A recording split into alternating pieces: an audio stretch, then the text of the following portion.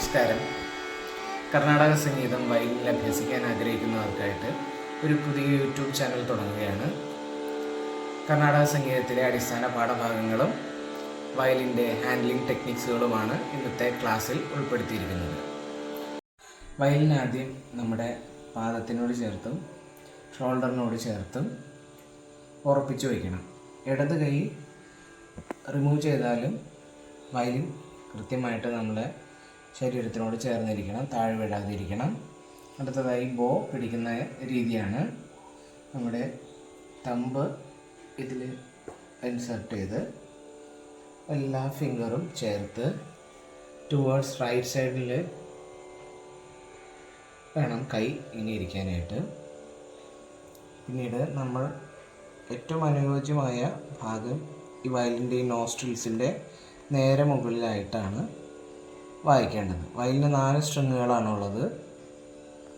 ഇത് പായാണ്, ഇത് സാ, ഇത് മന്ത്രസ്ഥായി പാ, മന്ത്രസ്ഥായി സ, പാ സ പാ സ. ഇതാണ് കർണാടക സംഗീതത്തിൻ്റെ ട്യൂണിങ് സിസ്റ്റം. നമ്മളിതിൽ സെക്കൻഡ് സ്ട്രിങ്ങിൽ, അതായത് സായിലാണ് ചേർത്ത് വായിക്കേണ്ടത്. ഏറ്റവും അനുയോജ്യമായുള്ളത് ഡൗൺ ബോ സ്റ്റാർട്ട് ചെയ്യുന്നതാണ്.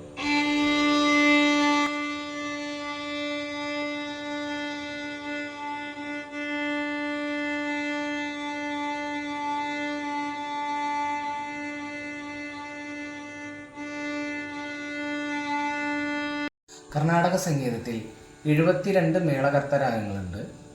അതിൽ 15ാമത്തെ മേളകർത്ത രാഗമായ മായാമാളവ ഗൗളയുടെ സ്വരസ്ഥാനങ്ങളാണ് നമ്മൾ ആദ്യം അഭ്യസിക്കുന്നത്.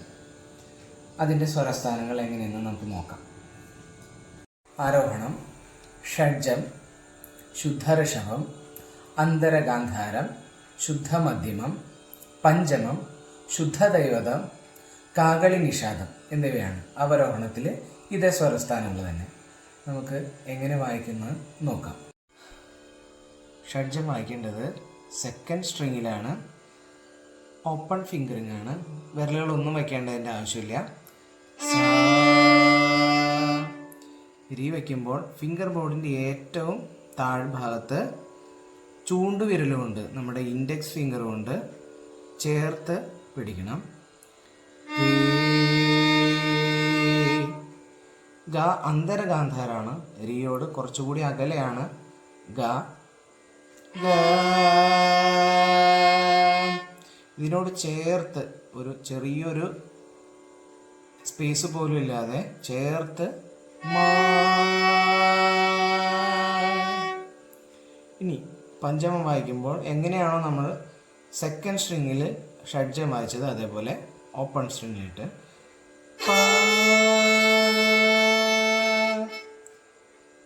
ശുദ്ധ ദൈവതമാണ് വായിക്കാൻ പോകുന്നത്. ശുദ്ധ ഋഷഭം എങ്ങനെ വായിച്ചോ അതേപോലെ തന്നെ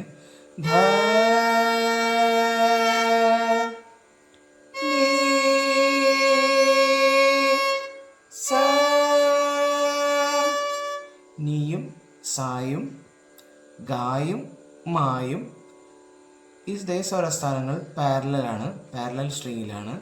just second string first string എന്നുള്ള വ്യത്യാസം മാത്രമേ ഉള്ളൂ.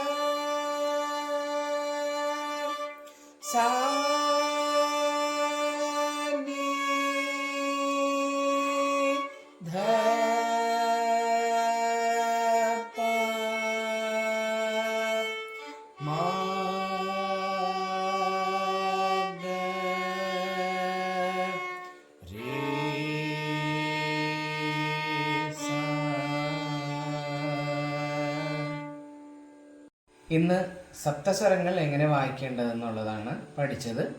പല ആവർത്തി നിങ്ങൾ പ്രാക്ടീസ് ചെയ്യുക. പ്രാക്ടീസ് ചെയ്യുമ്പോൾ സ്വരസ്ഥാനങ്ങൾ കൃത്യമായി ഉറപ്പിച്ച് വേണം പ്രാക്ടീസ് ചെയ്യാനായിട്ട്.